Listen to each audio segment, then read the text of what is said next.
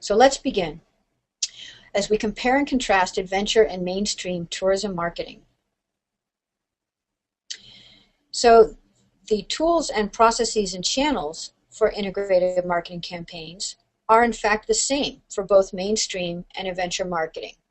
Pretty practical. You're going to be doing the same kinds of things, and planning, integration, and measurement is really important. The content, however, is going to be different.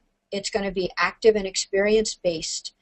It's the more we can use imagery in our content to pull our viewers into the activity, the adventure, travel activity we are selling and marketing, the easier it is for those viewers to see themselves as potentially in your trip or tour.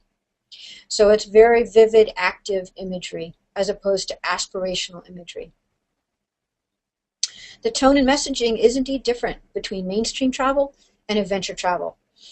Oftentimes in mainstream travel, the message is relax and sit back, kind of disconnect, and sort of view the beauty around you, whereas in adventure travel marketing, we're in it, we're engaged in it, we're connecting, we're very much a part of the scene, we're not looking at the scene. And of course the channels and tools are the same. You'll still be accessing press, social media, websites, emails, blogs, TV, radio, print, your networks, PR, etc. So here's an example of what we think is a pretty solid adventure ad.